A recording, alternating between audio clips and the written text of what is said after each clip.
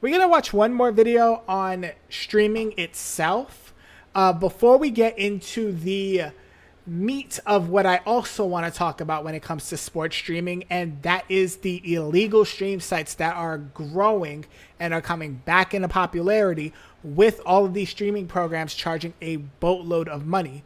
But before we get into that, we're going to watch this video on streaming was a mistake by Raze. This thing went crazy. It's over 3 million views. Your comeback. No, not that kind. Video piracy. Remember when streaming was supposed to be the hero that killed piracy? Yeah, that didn't happen. And the reasons why are obvious. Subscription prices are skyrocketing, shows are getting pulled from libraries, and exclusive content is being scattered across a dozen different services. Instead of making our lives easier, streaming has morphed into cable 2.0.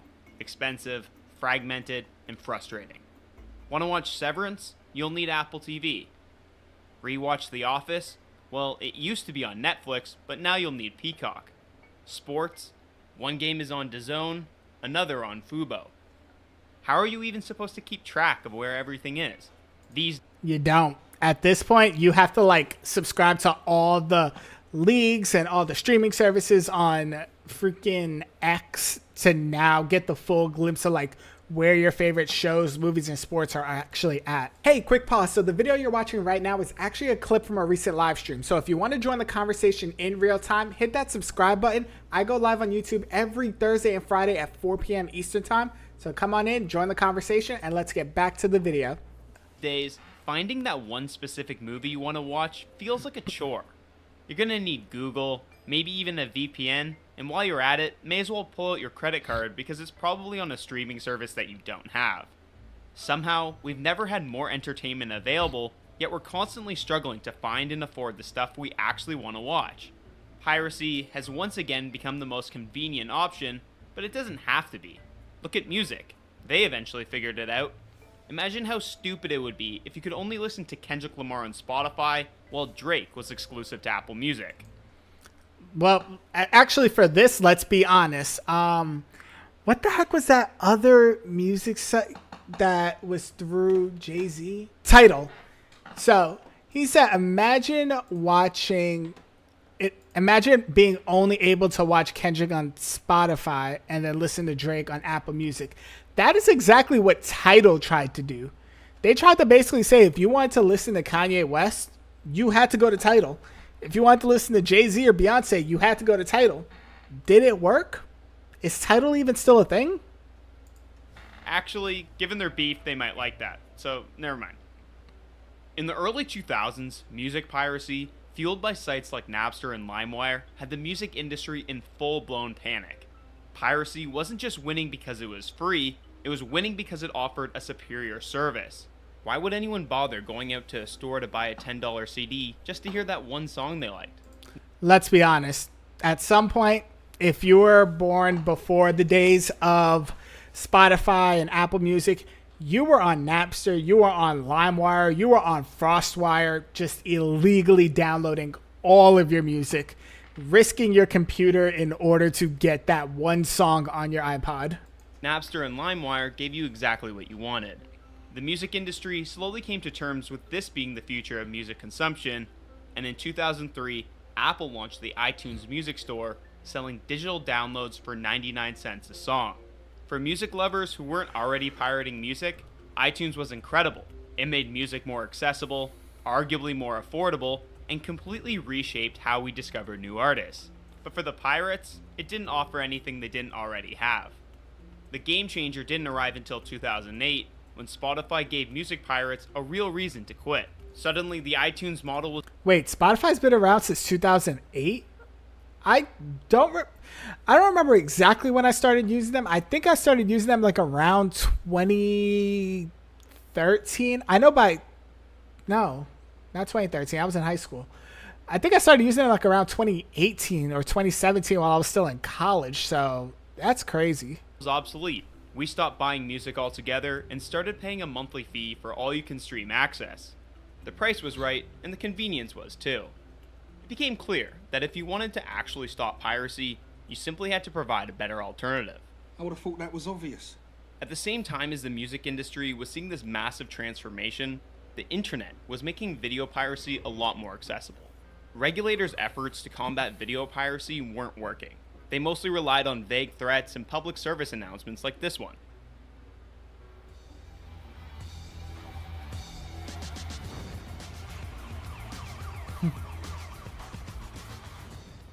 The only success that came from this...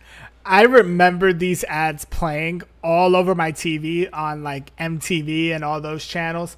And we would still be like, yeah, we're still pirating all of these, not video games, all of these music, all these albums, even pirating like sporting events. PSA was an unintentional meme about downloading a car, which, let's be honest, we all would if we could. You downloaded this vehicle. Yes. Well, that's stealing. How's it stealing? I made an exact copy. I didn't steal anything from anyone. You took potential profits from Toyota. I wasn't going to buy a Hilux either way. They've lost no money. This hurts no one. That's actually quite a good argument for online piracy. I pirated this vehicle. When Netflix had begun pivoting from mailing out DVD rentals into becoming an internet streaming company, this was a real solution, combating piracy with convenience, much like Spotify did for music. Why bother dealing with shady torrent sites, pop-up ads for who knows what, and low-quality bootlegs when you could pay a few bucks a month for unlimited, high-quality content? Of course, piracy didn't disappear. I just want to keep saying it. Netflix, when it came to movies at that time, game changer. Even back when they were just doing the deliveries.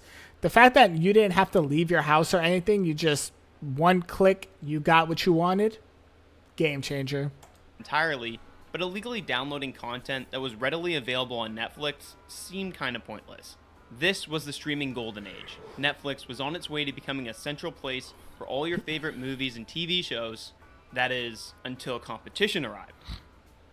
Suddenly, your favorite movies and shows weren't all in one place anymore. Disney Plus, Hulu, Peacock, and a slew of others entered the arena. Just look at this. In 2007, we only had Hulu, Netflix, and Prime Video. All of a sudden, there's what? That's 5 across 4, 5, 6, 7. That is 35 different streaming services. 35. And some of these, none of us use. Who the heck uses Redbox anymore? Like, those things used to just be in front of a Walgreens. I don't even know what UMC is or Quelly TV. Who the heck watches the Smithsonian Channel? There's so many streaming services out here. And before you know it, there's going to be more. And before you know it, all your favorite stuff is just going to keep being stretched out across all of them. All vying for your attention and your dollars. Unlike Spotify and Apple Music, which offer virtually the same music libraries, video streaming took a completely different turn. Content on one platform cannot coexist somewhere else. We were apparently all naive to assume that it could. These streaming services have now made it clear that nothing is permanent. Warner Bros. Discovery pulled Westworld and a bunch of other HBO shows from HBO Max to avoid paying residuals. Disney Plus has been caught removing original films and series without warning, and Netflix is notorious for constantly rotating its library, making it impossible to rely on the service for long-term access to anything. Even digital purchases aren't safe anymore. Amazon has been caught deleting or restricting... Okay, so here's the thing though. I can't blame these streaming services for constantly rotating their content, taking stuff down, putting new stuff on, because at the end of the day, if you're not constantly refreshing your library, it's going to grow stale to viewers and they're going to go elsewhere. That's, again, the downside with having multiple streaming sites. But I will say, this is why we are so thankful for having YouTube, because with YouTube, all the content here pretty much stays here.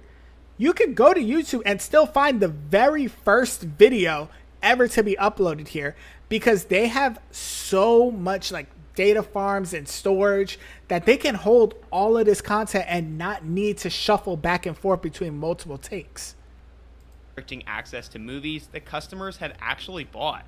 So let me get this straight. You pay for a streaming service, you get emotionally invested in a show, and then one day it vanishes without a trace?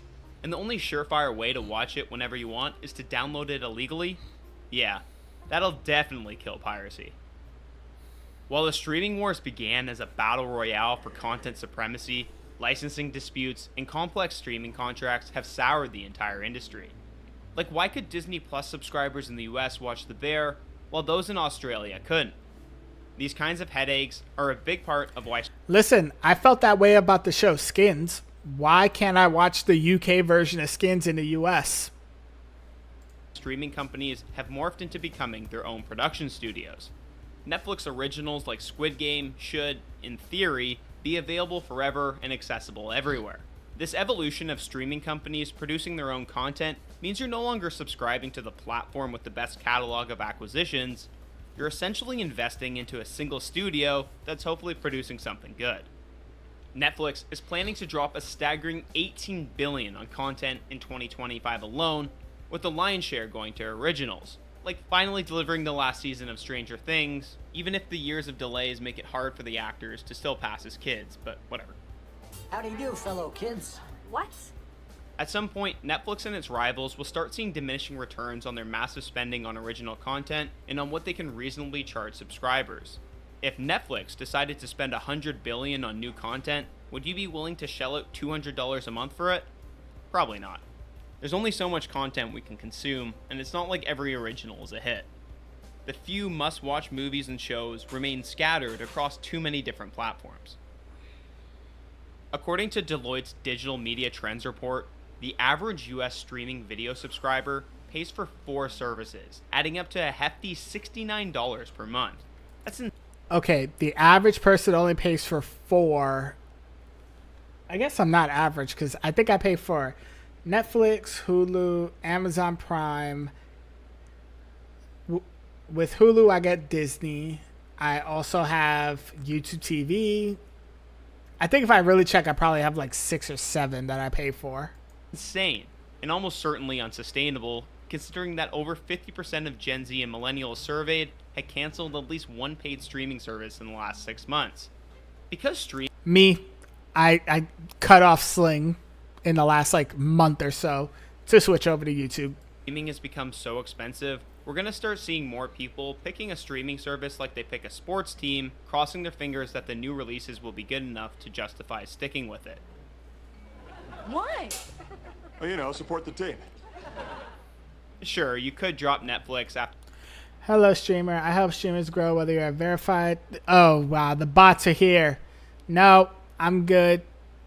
binging Inventing Anna just so you could afford to subscribe to Apple TV for Ted Lasso, but are you really going to go through that hassle every single month? That's incredibly annoying. The reality is, if you can't afford to subscribe to both, your options are to either pirate Ted Lasso or just never watch it. Neither option is a win for the consumer. Unfortunately, it's not just the fractured nature of exclusive content that's the problem. It's that streaming companies now have absolute control over everything. They get to call all the shots, from what gets greenlit and the budget to how it's released. Warner Brothers famously killed Batgirl even though it was already filmed and they had already sunk $90 million into it. Why? Purely for a tax write-off. I'm sure their fans really love that. And have you noticed how those genuinely hilarious R-rated comedy films that define the 2000s aren't being made anymore? It's not because people don't want them. No, it is because people don't want them. It's because people are too dang sensitive that a lot of the comedy that we had in the 2000s would not swing in this current generation. They would be canceled in a heartbeat, and movie studios know that, and they are scared of people like this. It's because streaming companies aren't interested in making them. Whether it's due to the relentless competition or Wall Street's insatiable hunger. I think that's a load. I think if there was demand for movies like that and the studios, the producers, the actors didn't have to worry about being canceled the way people like to do on social media nowadays, then we would have more of those movies. And best believe, I want movies like that. I want more movies like The Hangover. I want more movies like Wedding Crashers or any of those like movies that I grew up with.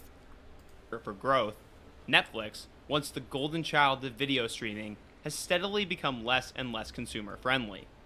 For years, Netflix practically encouraged password sharing. It was part of their brand identity.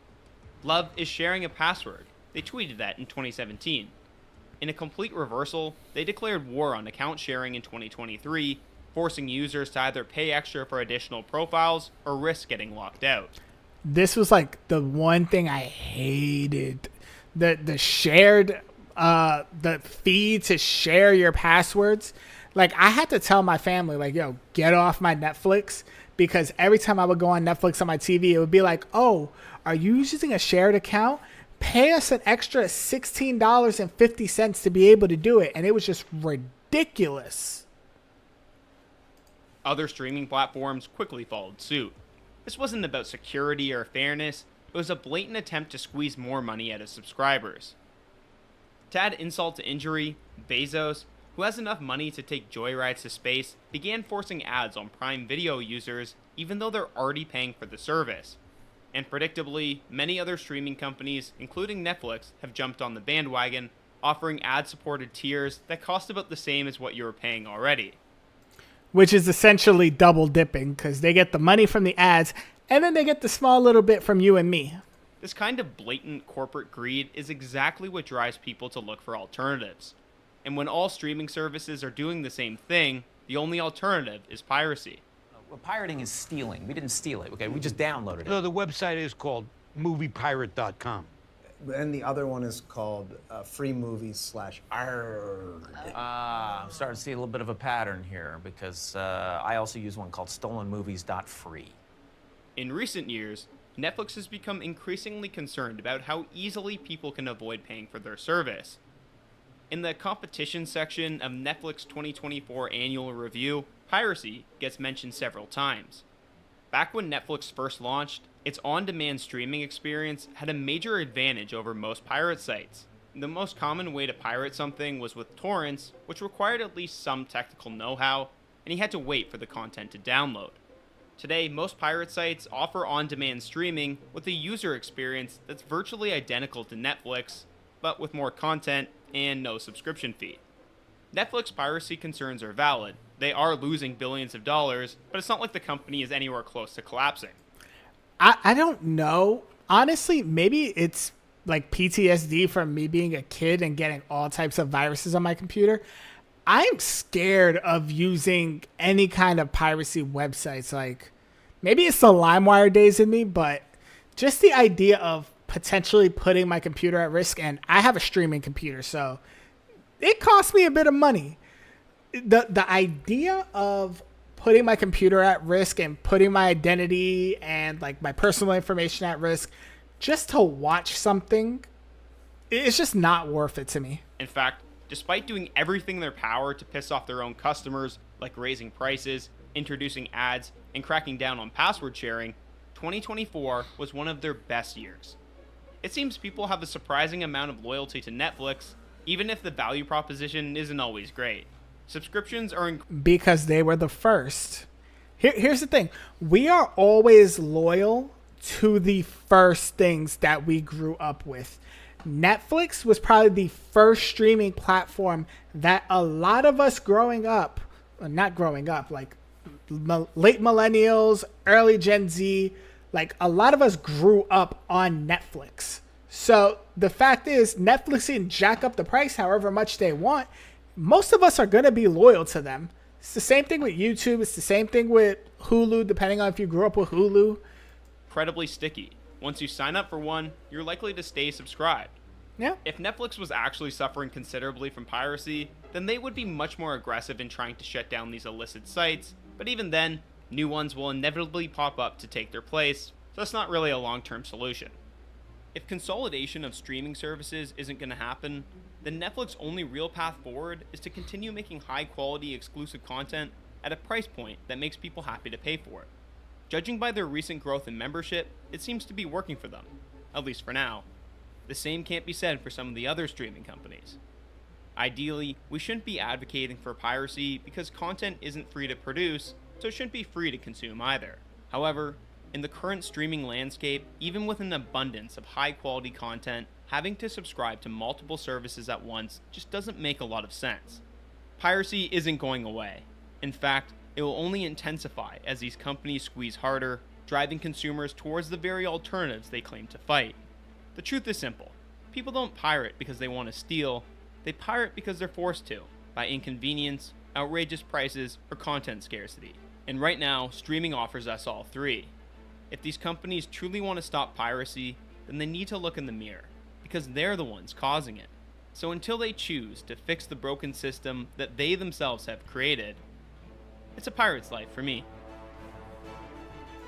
Not for me. I can't do it. Like, I don't know. Let me know down below if y'all would, or if y'all already pirate your content.